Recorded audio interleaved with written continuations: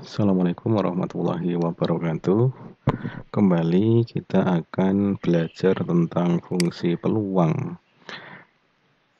Kemarin kita sudah belajar tentang fungsi peluang atau variabel random discrete dan variabel random continue mengenai syarat-syaratnya.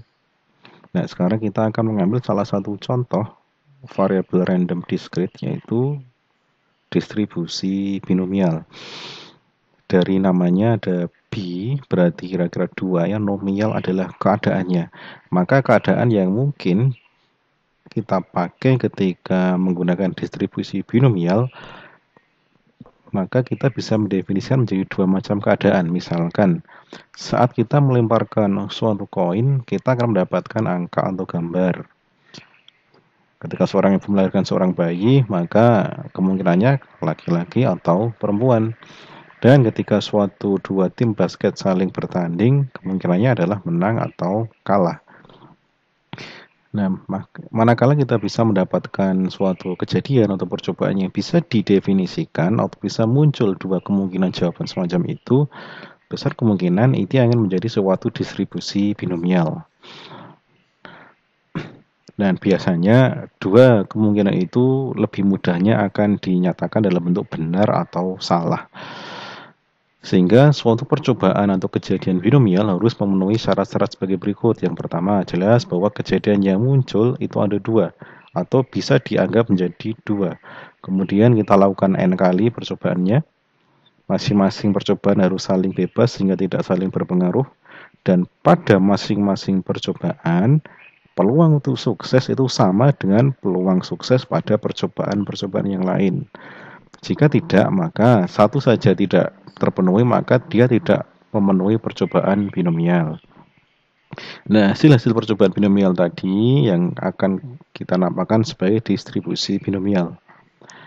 Contoh misalkan pada saat kita melemparkan sebuah uang logam, ada dua kemungkinan, yaitu kalau tidak angka ya gambar.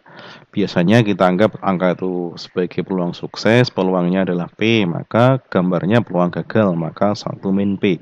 Karena jumlah peluang dalam suatu variabel random itu adalah 1.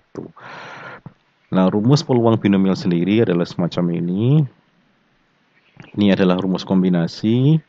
Ini kalau kita cek pasti nilainya 1 nanti ya, dan bernilai masing-masing positif.